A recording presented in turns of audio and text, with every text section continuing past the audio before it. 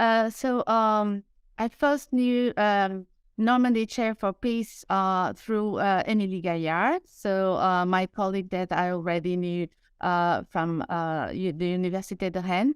And I was surprised to see how motivating this summer course was for all the students that participated. It was a stimulating experience, seeing students coming from all over the world to discuss and to participate in such an organized way.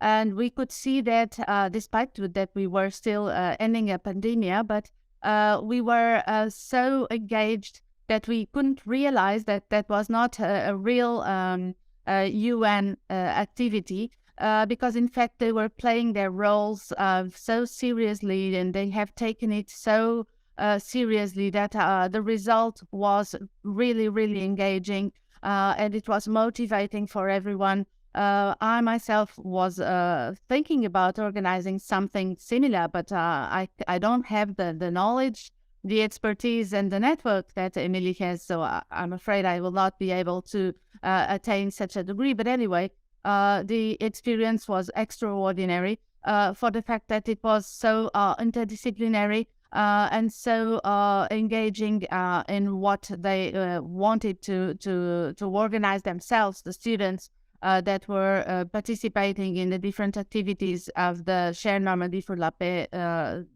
during summer. Super.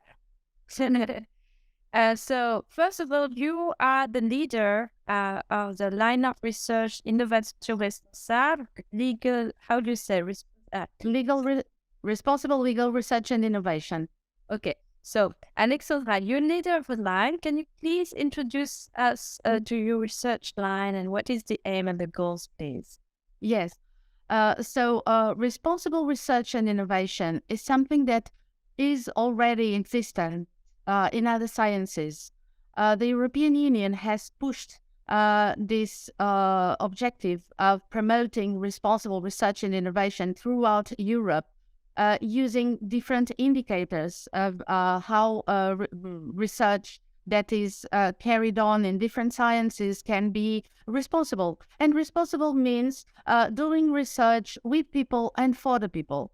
And this has been developed in different areas, mainly in scientific areas, which have to do with using labs and using animals for experimentation. But in the social sciences, and specifically in the legal sciences, it hasn't been developed yet. So the purpose of this research line is to develop the concept of legal research and innovation in a responsible way. So responsible legal research and innovation. So what are the indicators that tell us that legal research that is carried out by lawyers, by people with different backgrounds that are studying law as well, can contribute with the people and for the people. So we have to deal with aspects like engaging the participants, like the dialogue with stakeholders. How can we promote the engagement of stakeholders in our legal research? How can we give back the results of our research to the people? So how can we empower the different actors who are somehow the object of our legal research?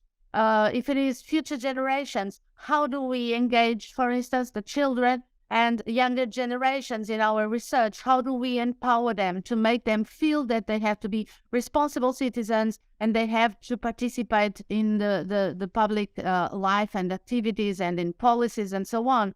So this is one aspect of legal research and innovation. And the other aspect is the ethical aspect. So since we are dealing with people, we have to be aware that sometimes our legal research can influence these people by exposing, for instance, their vulnerabilities, by making them more visible. And this has to be done responsibly in such a way that it doesn't cause any damage to the communities that are being involved. For instance, in the Chair Normandy pour la paix, there are other research lines like dealing with indigenous peoples, and this is an area of legal research which requires special care and special concern in order not to make these communities more vulnerable, expose their weaknesses, and so on. And on the contrary, the objective is, of course, empowering them. And so this is the reflection that we call meta-research. So it is a research on how to do research.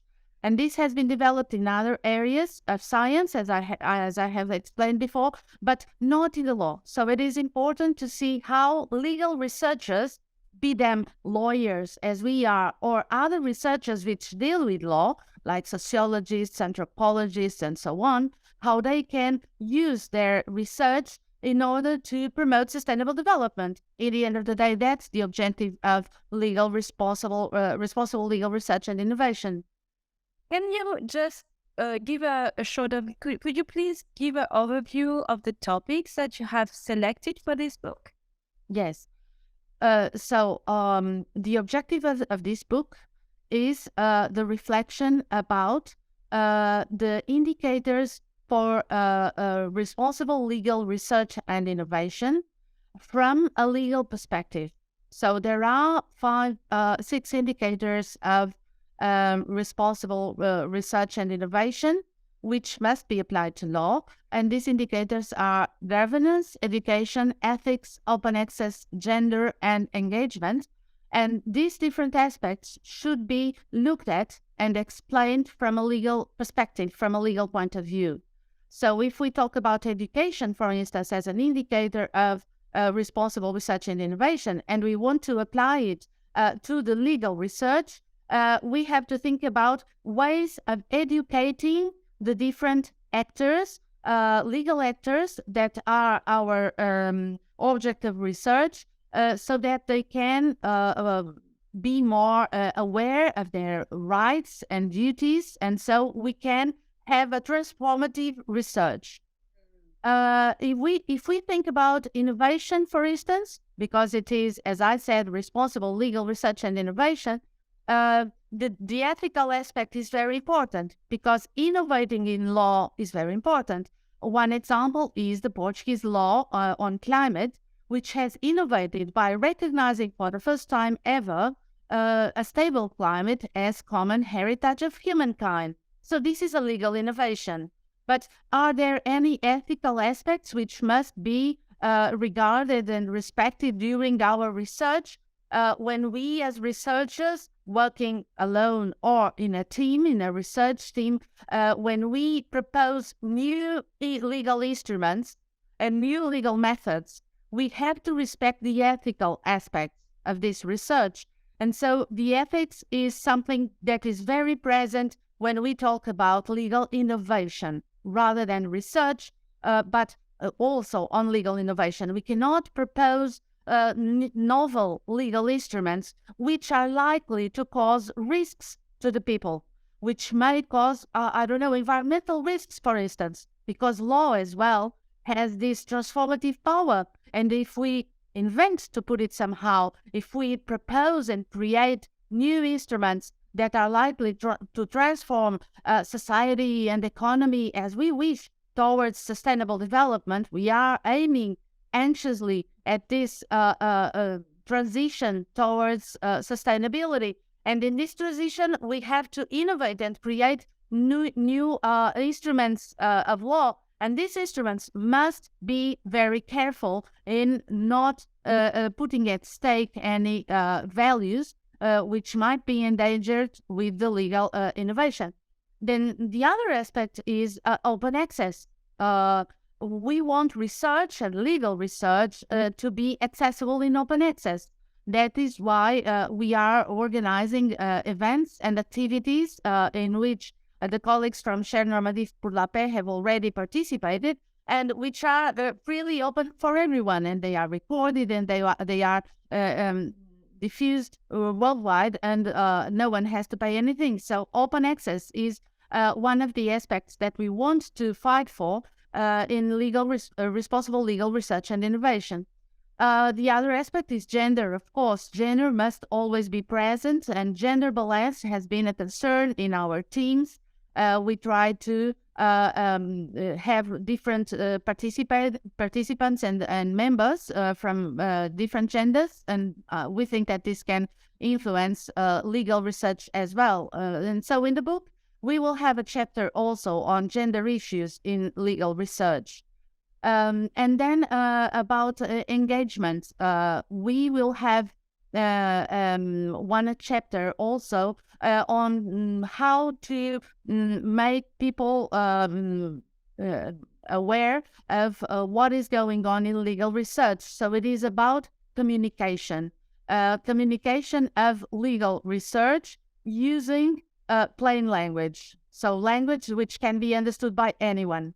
Because when we do legal research that intends to be responsible, we have to bear in mind that not only the politicians, the decision makers, the judges are our the dialogue colleagues, the ones that we have to dialogue with.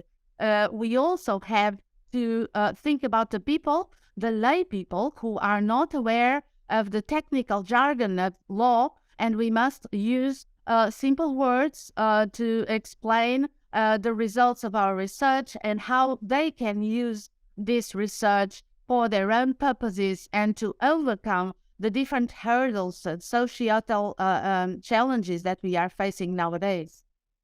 Thank you very much, Alexandra. I think it's the book you have chosen to lead, and this is your original idea, is really definitely illustrating and giving sense to Normandy Chair for Peace. So thank you very much for this proposal. So my first interactions with Emilie were, of course, at the University of Rennes. But then when she moved to the Chair Normandy pour la Paix in Caen, we had the opportunity to work together in the project on legal indicators of effectivity of law.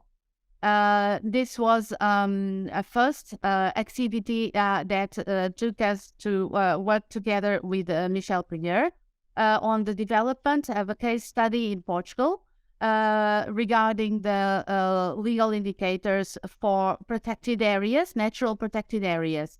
And so we had the opportunity to participate in CAN for the first time. Then we have developed our own indicators, adapting the general theory of legal indicators that has been prepared at the Chair Normandy pour la Paix, adapted it to our legal context in Portugal, and have applied it to different stakeholders and legal actors like judges and supervising entities and lawyers and activists, and they all have contributed for the construction of the legal indicators.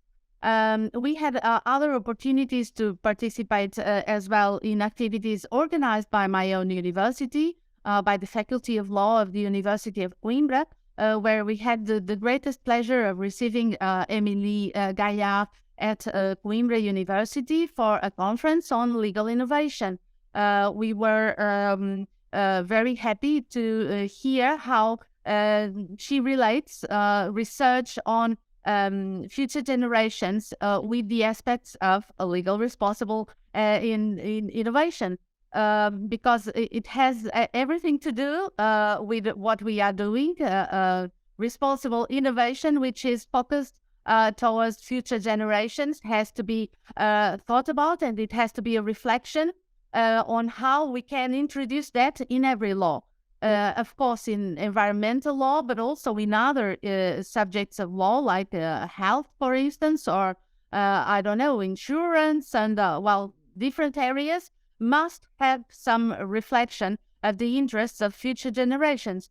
And so that was the different aspects that we have heard Emilie talk about in the activities that we have organized at Coimbra University. What about Daniele? Maybe we can mention Daniele and what we propose to her. Yes. So we have a common researcher and PhD student, Danielle Galvão. She is a Brazilian student who is currently enrolled in the PhD in Portugal at Coimbra University. And she has chosen her research topic because she was very, very motivated to hear about the project on legal indicators. And the field of research that she has chosen is a mix or a merger of legal indicators and also displaced people. And so she wants to bring two subjects together, and these subjects are also studied at the Chair Normandy pour la Paix. And so we thought that it would be extraordinary if she could go to Caen and spend there some time doing her research on responsible legal indicators and working with Emilie Gaillard. So she was there, and she says that it was a fabulous moment of brainstorming and an opportunity to develop her research by gathering information both at Caen and at the National Library in France, for instance, where she could use all the bibliography that was available for her. And in that case, she could have a big evolution in the production of her PhD thesis on legal indicators and displaced people. And that was thanks to the support of Emilie Gaillard, who has received Danielle very well and has gotten her a place to be and to work together with the team. And then thanks to Erasmus Plus could come, so that's great also to have this fans support. And she came also at Mohonk Mountain House with us. So for her, it was a bath of international meetings also in New York. So thank you so much. Maybe we can do now a focus on legal implications. So I was saying, independently of the person, the president of CNRS accepted to create a new way to nourish a chair, academic chair. So it's what we call a chair dispositif chair. Because due to your experience, what is the specificity of this Normandy Chair as a dispositif? What was the pros and the cons? And can you just in 2 minutes just share some thoughts about it, Alex? Yes. Thank you for asking, because this is an excellent opportunity to praise the fact that in France the CNRS has this open access, this open mind towards how research should be done, by giving some flexibility to the researchers to propose novel processes of doing research and arriving to sustainable proposals. And I think that the dispositif shares, so the way in which the Chaire Normandy pour la Paix is organized is an excellent functioning model that can inspire other research organizations to bring people together, trying to contribute all for the same objective, but without a very stringent and defined goals to be attained in certain deadlines. So there is a certain flexibility which allows a researcher to adapt their research to the outcomes that they want to come with and to bring about. And the Chaire Normandy pour la Paix is something that I don't know in other countries, but I think that it is really an extraordinary way of allowing researchers to expand their fields of research towards proposing novel aspects and innovative results of research, of scientific research. This would not be possible if we would be closed in a subject, one single subject, having to deliver results in a short term.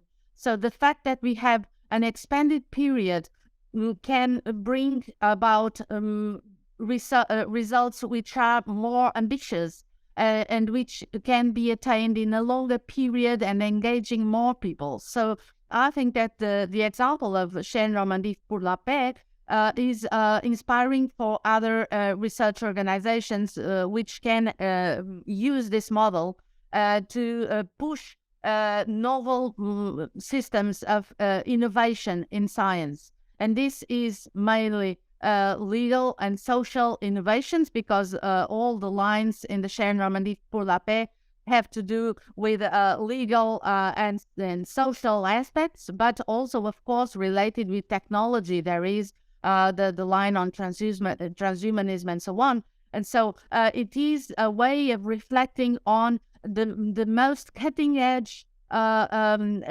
subjects of research from a legal and social perspective in the long term. So this is a very innovative and I think very effective way of promoting groundbreaking results for research in law and, of course, in the social science for the people again. So this is the result of the Chaire Normandy pour la Paix. It's the fact that it can deliver results that are more effective than short-term and very stringent subjects, which is usually the case when we have research projects or research lines that are very closed and very focused on one single subject. So here it's broader. And of course, the interaction between all the researchers, and there's many researchers coming from different places in the world, from different academic contexts and non-academic contexts as well. So this is the big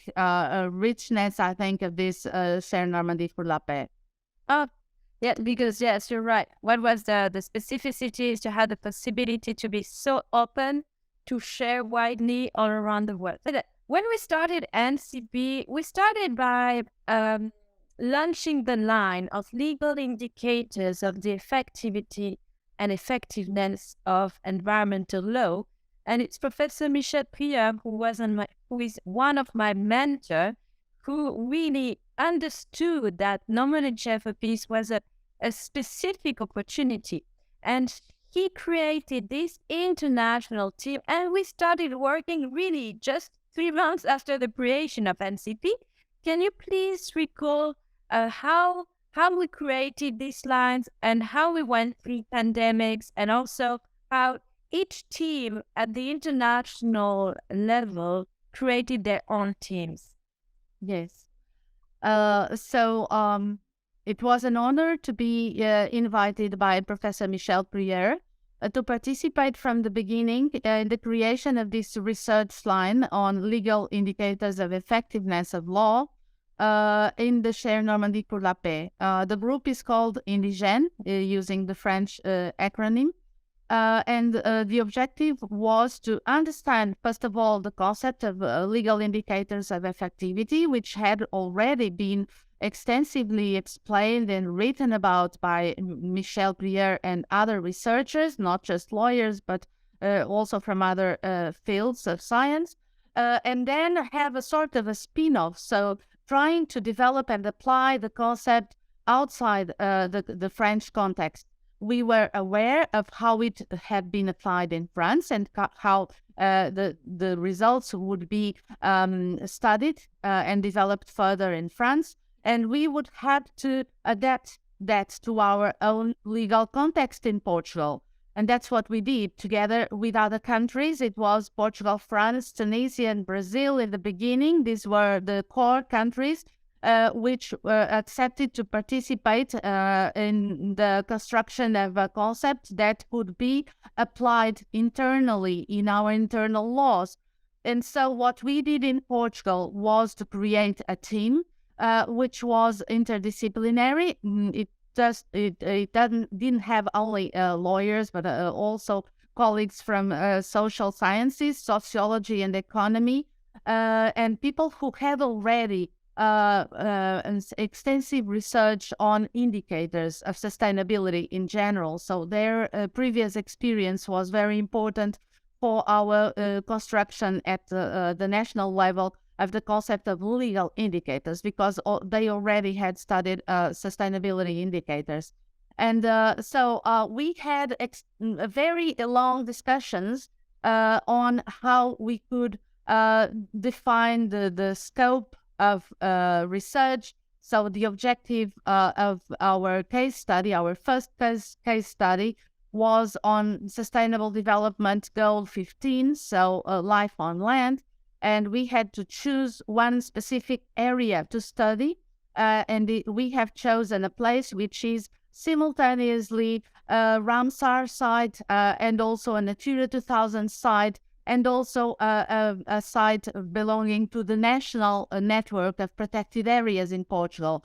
It is a very small site, but very studied because several universities use it as a field of research. Since it is a wetland, it is full of biodiversity, and it has, of course, pressures coming from different activities around the area, like agriculture, like fisheries, like tourism. These are the main activities. Oh, and construction, of course, so urbanization. And then we had to define the legal field, the legal area of law that was going to be the object of our analysis of effectivity. And so our biggest discussion was not on knowing which laws would be included in our analysis. We were aware that we could not stick only to the laws on nature conservation. We also had to enlarge it a little further to criminal laws, for instance, which were sanctioning the criminal activities in the area, to the Constitution, of course, to laws on water protection, and so on. So this was not so difficult. What was more difficult was defining the range of laws. So making a hierarchy of laws to see which ones were more important for the effectivity of the application that we wanted for the protection of nature conservation. And our discussion led us to the conclusion that European law was very important, and constitutional law was very important, and probably more important than criminal law and nature conservation law itself. So it was a discussion that had to do, of course, with our idiosyncrasies of applying law in Portugal. If you claim that something is violating the Constitution, then you will have access to the higher courts and to the Constitutional Court and so on. So that can be a very strong argument. And this is the reason why we said that constitutional law should be on the top. And also, if the plaintiffs, when they go to court, if they argue that this is violating European law, then they are more likely to have success. So we thought that European law should also be one of the most important pieces of legislation to consider when measuring the effectivity of national law. So this was the discussion and the brainstorming part that was more interesting for us. Then we had to decide the stakeholders that we would engage. And we have engaged judges, we have engaged lawyers, we have engaged people responsible for supervising activities that are carried out in the area. So it was representatives from the Ministry of the Environment, who is responsible for one entity called Institute for Nature Conservation. And we have engaged as well in our research members, so it is civil servants who have a role of supervising all the activities that are carried out in the area and around the area. And their contribution was very, very important because they were aware of all the pressures that the area was receiving. And activists as well were engaged in the first reading of this questionnaire that we have prepared. And their feedback was very, very important. We have been able to explain that the feedback was mostly on some words that we have used in the questionnaire that were not understandable for non-lawyers.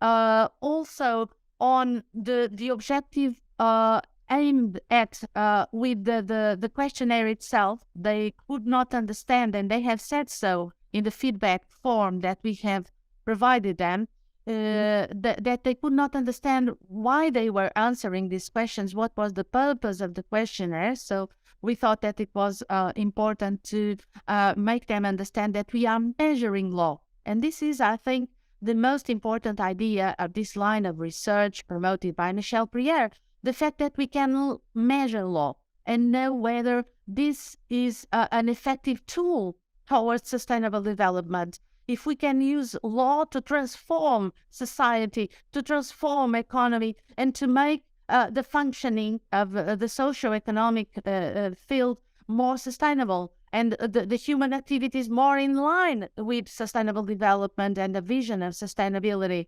So this, I think, was the most important aspect that we have taken from this project, so to spread the word that it is possible to measure the results of the law.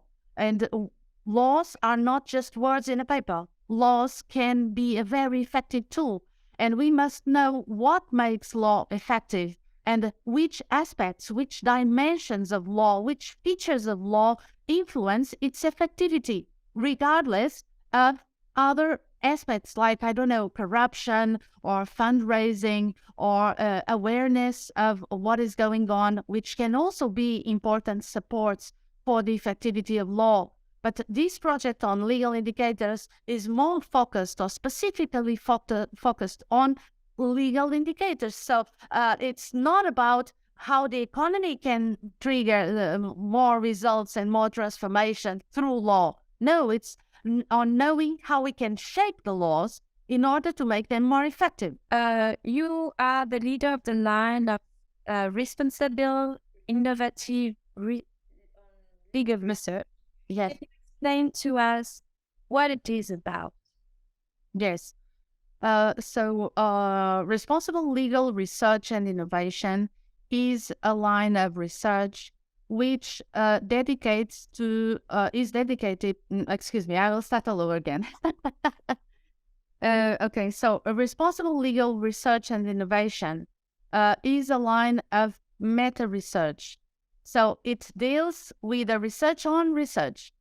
And for the first time, we are applying the indicators that have been developed by the European Commission in 2015 for responsible research and innovation to law. This is the first time this is being done because the 6 indicators of responsible research and innovation that have been developed at the European Union level as a condition for the financial support of any European research are applicable to other areas, other sciences, other scientific fields. And so they apply to lab research, they apply to technical research, but they have not been thought about for legal research.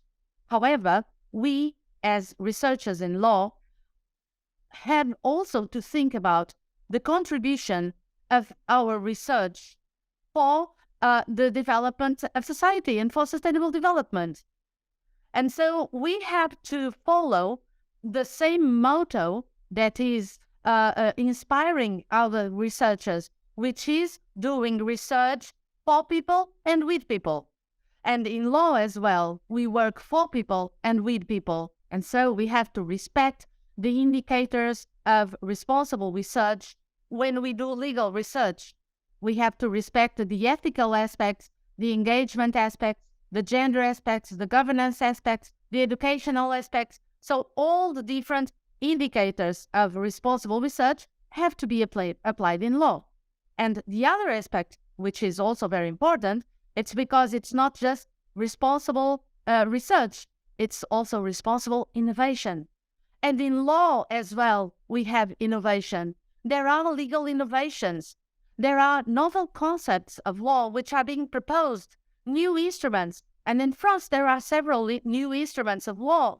And these instruments have to be proposed responsibly because the politicians, the decision makers need innovations in law, but they have to be sure that we as researchers have screened all the risks that are associated with legal innovations, because these illegal innovations, very often, they are focused on vulnerable peoples and communities.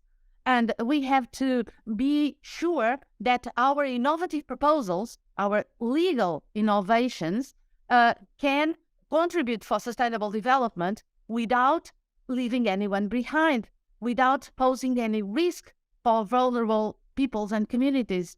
And so this is the importance of this line on responsible legal research and innovation, is bringing to the legal field the research that has already been done in other fields on how to research and how to innovate responsibly with people and for the people.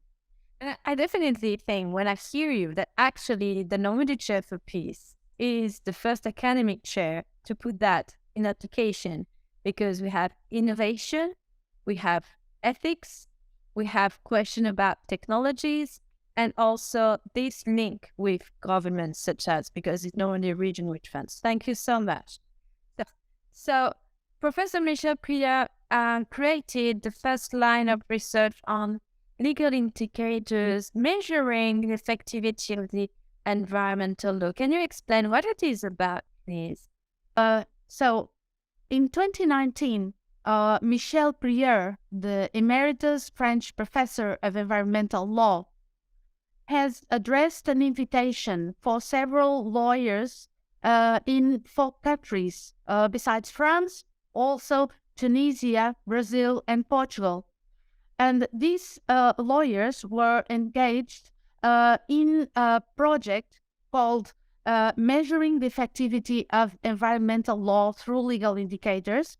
And the first part of this project consisted in understanding the concept of indicators of effectivity.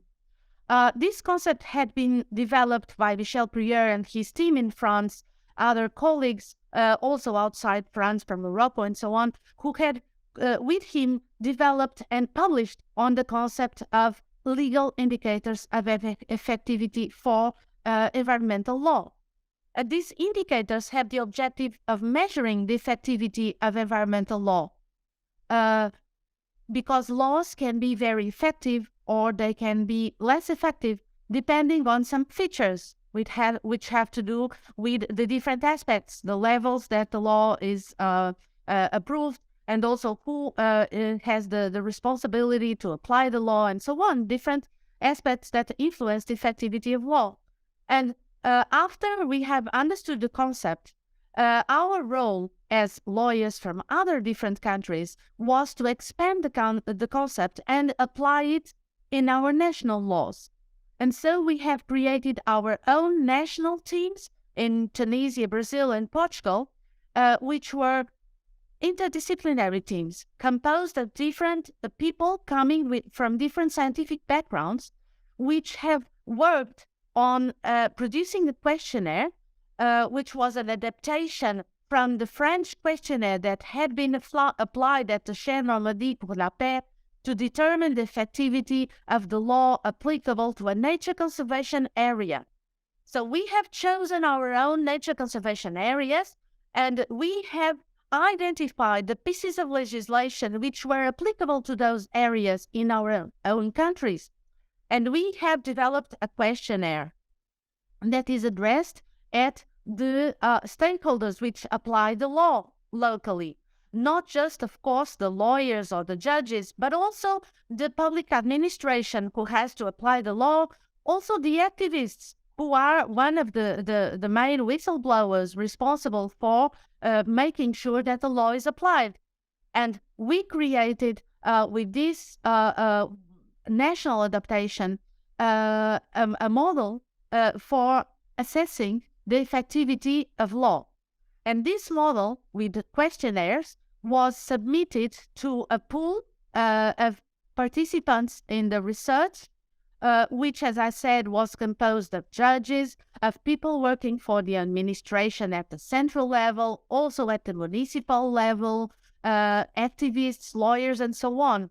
All the people who were normally responsible for supervising the application or for making sure that the law was applied in these areas. And their opinion on the existence of this research project was really extraordinary. They agreed that it was extremely important to assess the effectivity of law, because it's not just to approve laws and expect that they will produce some results. We must have scientific means, scientific tools to assess and measure the effectivity of law so that we can produce better laws to, in the future, be more transformative towards sustainable development. Then that's what we did. When we asked all these people that were engaged in answering our questionnaire, we wanted to have their feedback and then transmit the feedback for the Chair Normandy pour la Paix, of course, so that they can improve the questionnaire for further applications. And the second application will be on SDG 14, so life below water. So the application to maritime areas, the Barcelona Convention and the Convention on the Law of the Sea. And what is important is to look at all the legal instruments, international, European, and also national, which are applied to the protection of the seas. And again, interview all the stakeholders that we chosen to be participants in this project to have their responses on which are the most important criteria for assessing the effectivity of law. Well,